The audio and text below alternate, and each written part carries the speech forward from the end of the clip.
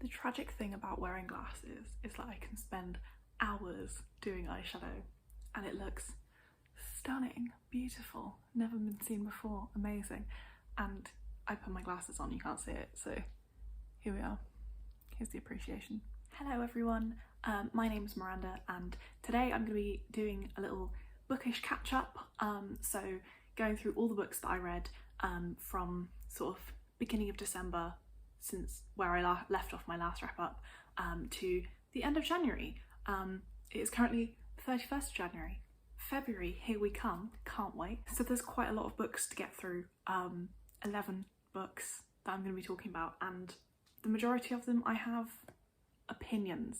So strap in, grab yourself a drink or a snack, I don't know, or just put me on double speed, that's what I do. Also, hello everyone who's new and who has subscribed to me since wonderful Grace from GK Reads shouted me out in her video about booktubers that she likes. Yeah, there's like a bunch of new people now, which is a bit wild. I'm not just making videos for my mum anymore.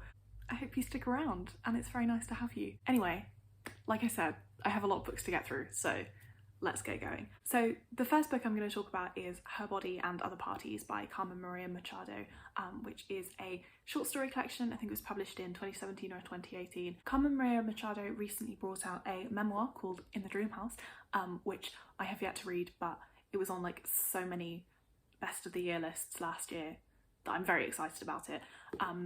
And especially so after reading Her Body and Other Parties, because although I didn't like love every story, I can tell that she can write, like she can really write, and I really love her style. So yeah, it's a short story collection full of really exciting, creative and creepy short stories, which is my favourite kind.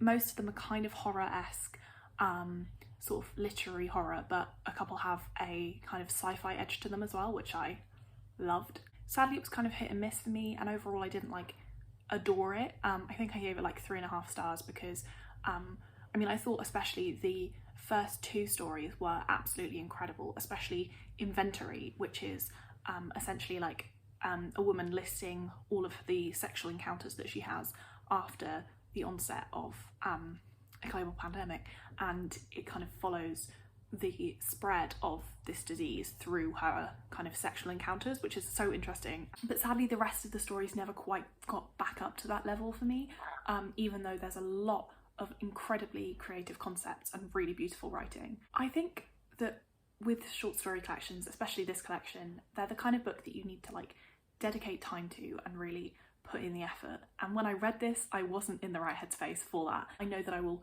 revisit them, analyse the living shit out of them, and I will get a lot more out of them. There was actually a really cool article that I read about the first story in the collection, which is called The Husband Stitch, which I'm pretty sure you can read online for free somewhere. But I'll link it down below, the story and the article. And yeah, it kind of really helped me appreciate what all of the things it's doing a lot more. So that was really cool. And yeah, generally I would recommend this collection, but I don't think it was quite the right time for me. Hello person. Next I read Becoming by Michelle Obama, which is her amazing memoir. Yeah, I loved it so much, and it kind of set me off on this audiobook non-fiction train that I've been riding all the way home since, and I'm having a great time. I finally got around to this because it came up on my library. Shout out to BorrowBox, the app that I use for borrowing things from my library like ebooks and audiobooks. Anyway, yes, it came up without any wait time finally, and I was like, I'll hit that, why not? It's narrated by Michelle Obama herself, which was just fantastic. Like the joy of having her tell you about all of her life experiences and kind of dropping little bits of like inspiration and hope in there is just, it's so personal, insightful, hopeful and emotional, all the alls. Yeah, it's so perfectly paced as well. It didn't feel like any bit was lingered on too much or moved on too quickly. There was like the perfect amount of information that you kind of got like a perfect trajectory of her life and all the things she's done. The bits I found most emotional were firstly her hope for like the future and for change, which was so needed, and also the bits where she's talking about things like the Sandy Hook shooting and the 2016 election, where like it just felt like I was transported to all of the times that she was describing, with like big world events that either felt like so, you know, some world events that felt really hopeful and amazing, and some that were like soul destroying, and I was like, I'm back there. Also, getting to find out more about how the White House works was fascinating. Like, one of my favourite bits was when she's talking about Malia's prom, and she's talking about the guy who takes her to the prom. Hello, dog bark. And yeah, and she's like, oh yeah, so he drove up in his car through the like main gate of the White House, came into the diplomacy room, and then before he could take his date to the prom, he has to meet the president and the first lady. And I was like, that sounds terrifying. And then going to prom with like a security service escort, and I was like, as if being a teenager and going to prom isn't hard enough. Like, you have to go meet the president first? My god, poor guy. I think this is the perfect autobiography / memoir. Don't really know what the difference is, and I would really recommend it. Oh, I've got fucking pins and needles already. Jesus Christ. Next, I read The Shadow King by Maaza Mengiste, which is a book I borrowed from my mum, and it was kind of really disappointing, to be honest. Yeah, it was a really mixed bag. So there were parts of it where I was like, this writing is amazing, and other parts where I was like, what is going on? Stop. So yeah, because of all the potential that I saw in it that stopped me DNFing it, that made it all the more disappointing, because by the end I was just like, this is just a slog, I just want it to be over. And I was so annoyed because I was like, you were doing so well. You were doing so well. I was rooting for you, Shadow King. I was rooting for you. I was rooting for us. Why did you leave me all those years ago? Anyway, so it's set in 1935 in Ethiopia, with lots of different characters who are all fighting in the war between Ethiopia and Italy when Italy invaded. There were so many moments of brilliant writing. Like, there was a motif of photography and light, and how light was playing running through it, which I really loved. I read a podcast about the inspiration and background history before I read this book, and honestly that was more interesting. Like, it made me expect a story about lots of really cool female warriors, and really what I got was just a load of men, and then intermittently like women who were just being abused.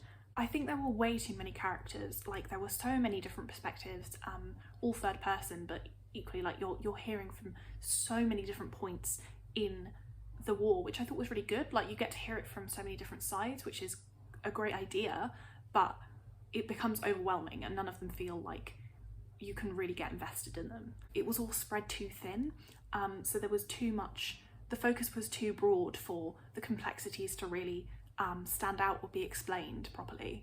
Also, this felt like an issue because there is a lot of sexual violence in this book, like a lot, and like it didn't, obviously that's what war is like, and you know, it's a really harsh war book, but I don't think that the women who were victims of this sexual abuse were kind of given enough time to reflect on how that affected them.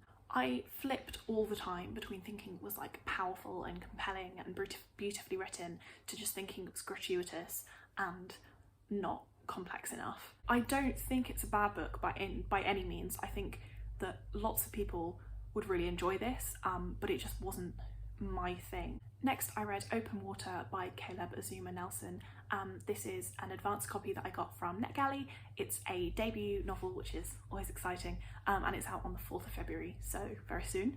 This is another one that I have a lot of thoughts on, so I'm going to try and keep it brief, but also it's not going to happen because I have a lot of thoughts. This follows two young people living in London and the ups and downs of their relationship as it evolves and moves into different kind of iterations. It was another very mixed reading experience for me. There were lots of really beautiful moments of pared back, beautifully simple writing, but other bits that I kind of thought were a little bit overwritten and sometimes heavy-handed.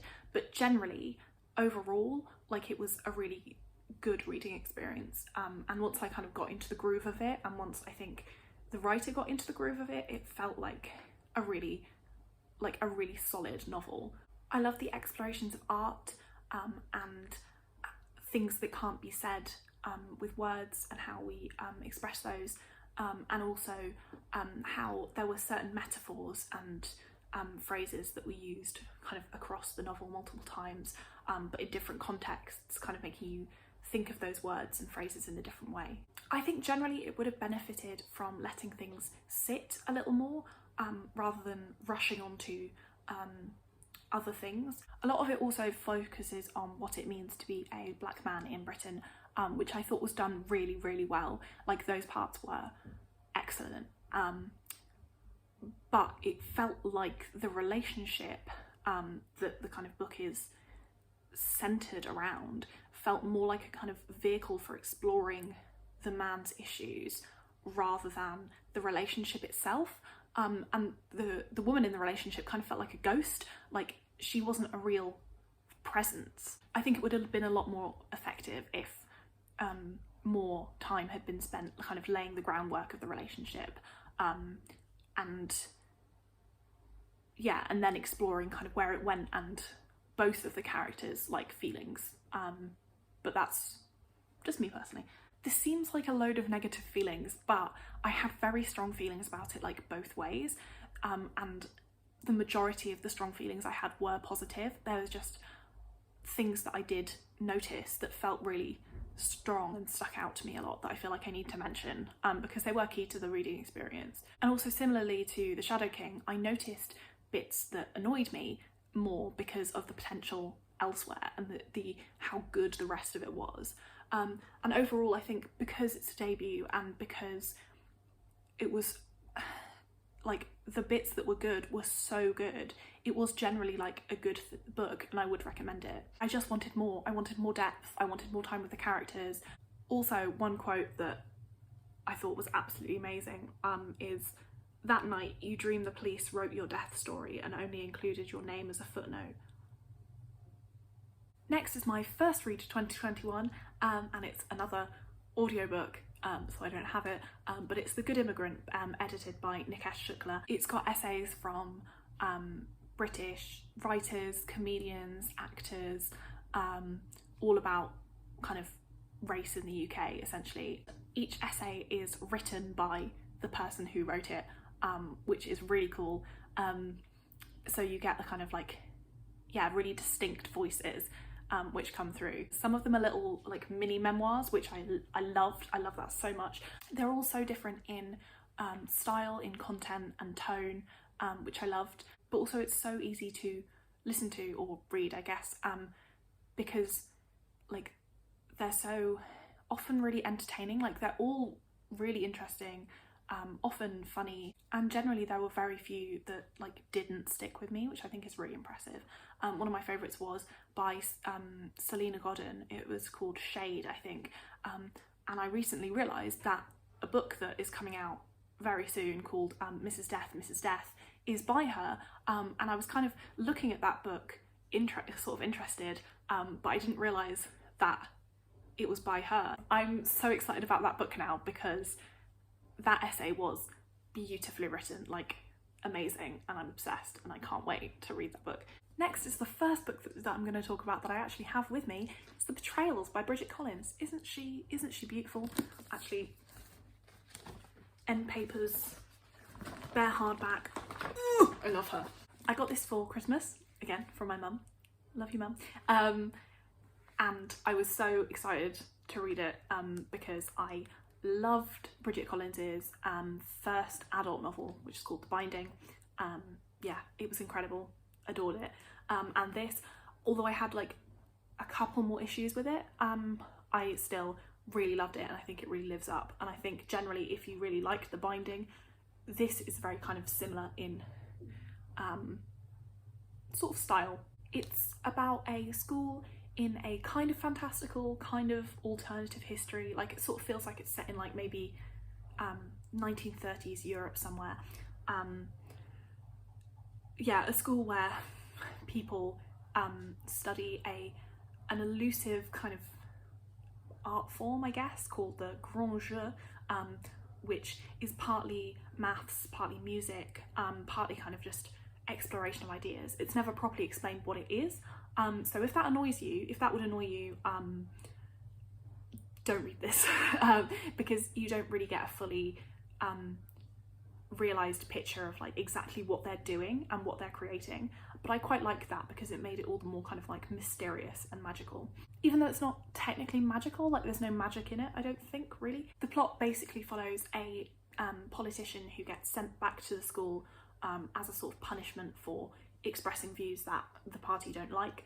And yeah, he gets sent back, but he hasn't been there for 10 years since he dropped out and swore that he would never look at the, never study again. And it follows multiple different perspectives and also in different timelines, which I really enjoyed. I think I enjoyed the past timeline more. I was more invested in that, but overall, like, I was intrigued throughout. I was really invested in the characters. I thought it was really interesting, and the writing was incredibly strong. Like, I'm really impressed with the way that Bridget Collins does complex relationships and atmosphere. And yeah, I'm so excited to see what she does next. She's definitely a solid, writer that I will keep going back to because she hasn't disappointed me yet. Next is Gratitude by Delphine de Vigan, translated by George Miller from French. This is another NetGalley advanced copy that I read. I had quite a few piling up kind of at the beginning of January, so I got them all out of the way. This one was published on the 21st of January, so it's out now. I read Loyalties by Delphine de Vigan last year in the summer sometime, and I really enjoyed it. This one is different, but what I think they share and what I love about them both is how they go into, well, they look at people in a really like mundane situation, like just every day, but they drill really deep into like how people act and what they do in those mundane situations. Gratitude is about Michka, who at the beginning is struggling with memory loss, and she has to go into a nursing home, and it essentially charts her struggle with remembering words.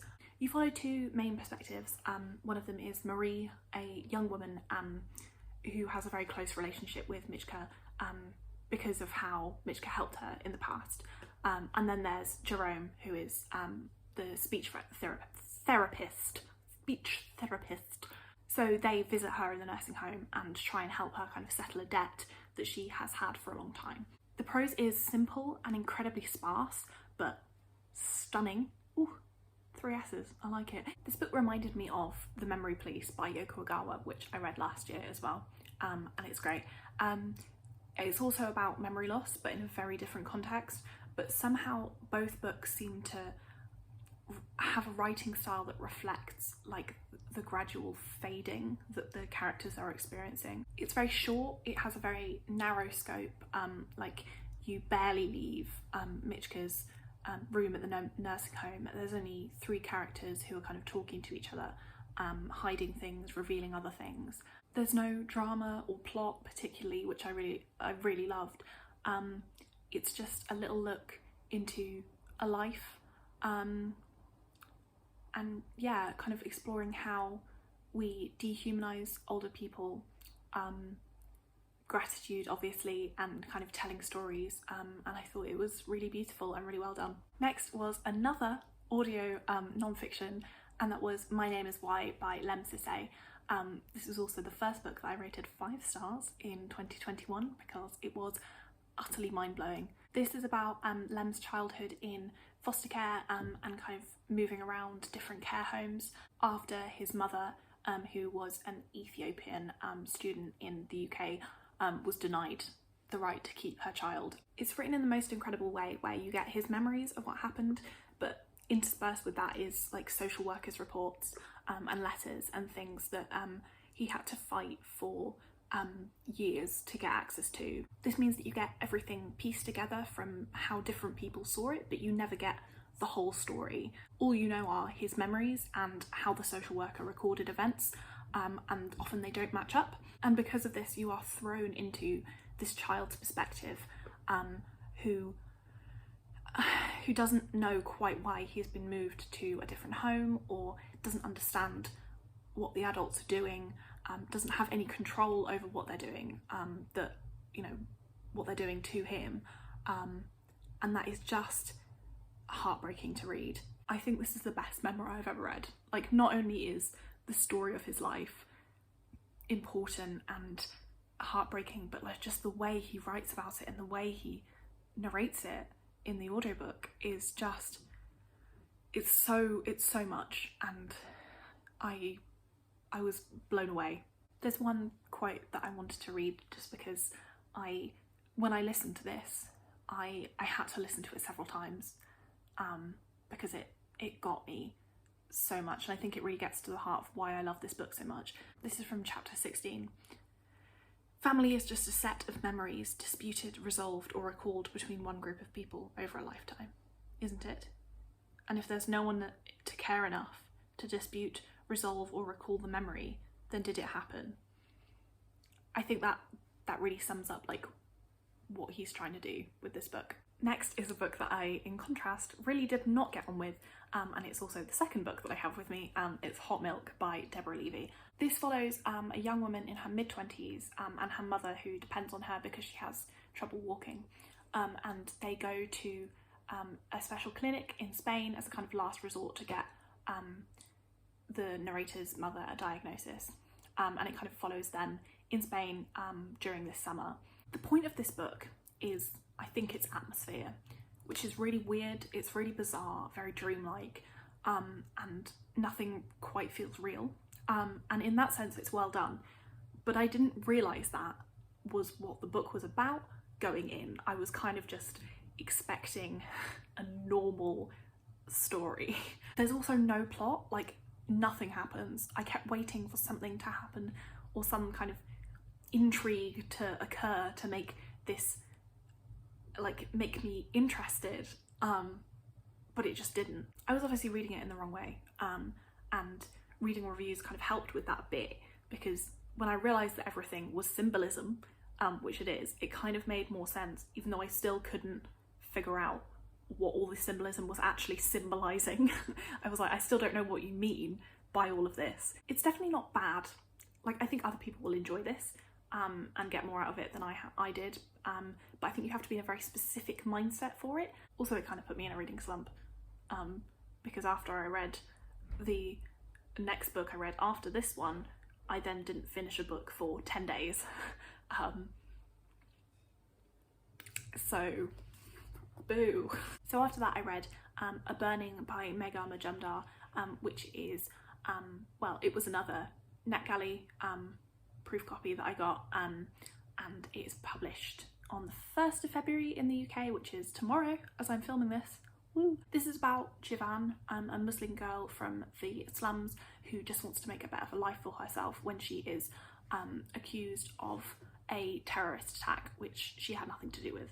It follows her life in prison as the truth of what happened to her and the truth of her life is kind of rewritten by people who have something to gain from telling a different story. It's told from three main perspectives, with a couple of like interludes from different perspectives. There's Jivan, her old school teacher who kind of feels slighted by a perceived lack of gratitude, and then there's Lovely, who is a trans woman who really wants to be a famous actress. This use of different perspectives is really great for letting you get into the characters' heads, because this book is about like the reasons that people give themselves to justify doing questionable things to get what they want. I really enjoyed Lovely's perspective in particular. Like, she has such a strong voice and a really interesting character arc. It's very fast-paced and very kind of propulsive, which is good. Like, it makes it very easy to read,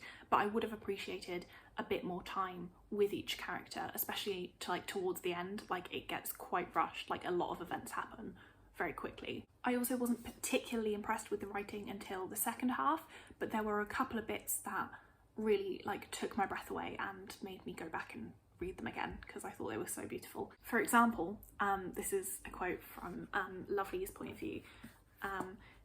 She says, "My love for Azad, I am telling myself, is existing in some other world where there is no society, no God. In this life we were never getting to know this other world, but I am sure it is existing. There our love story is being written." It's sad. Yeah, this one's definitely worth a read for like the fresh perspective on politics and political advancement and fame and scapegoating. We're on the last one. Oh my god, I'm gonna cry. Finally, the last book, I feel like I'm filming this for about a fucking age, is Educated by Tara Westover. This is, again, another audiobook, non-fiction, memoir. I did try reading it physically a while ago, but I couldn't really get into it. And I'm so glad that I listened to the audiobook because it's amazing. It's not narrated by the author, but the narrator is still, like, she does an incredible job. This follows Tara's childhood growing up in a isolated Mormon household in Idaho, where her father is always preparing for the end of days and refuses to allow his family anywhere near any kind of like government institution. So that includes going to school or ever going to a doctor or a hospital. Then the second part involves her getting an education for herself, which includes going to multiple world-renowned universities, which is incredibly impressive, and also kind of learning to like create her own reality and relearn what's happened to her and relearn how to look at the world. So her education isn't just like a formal university education, it's also relearning her way of experiencing the world and herself, which is incredibly powerful and emotional to read about. Like, it goes up and down her journey with kind of how she views herself. This is so wonderfully written. Like, I felt like I was experiencing everything with her.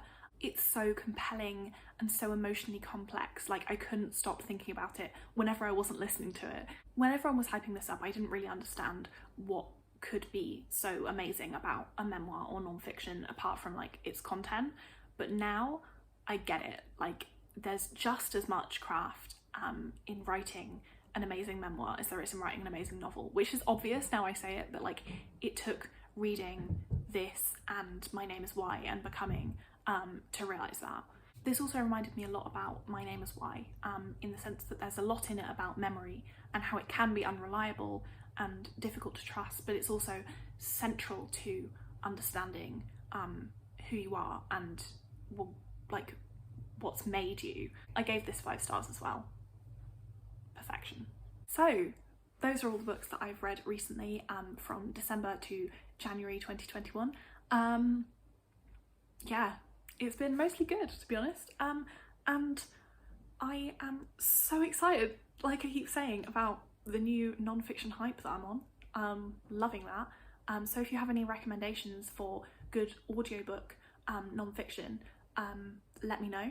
I'm just coming to the end of my first week back at university, so if everything gets a bit, you know, if I disappear, that's where I am. I'll be reading this bad boy. He's thick. He's thick.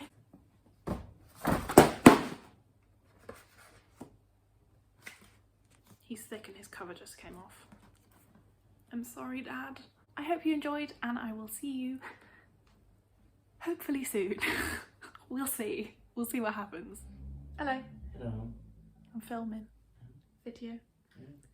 My sex tape. The people in the flat next door have decided that what they really want to be doing on this Sunday afternoon is drilling really loudly.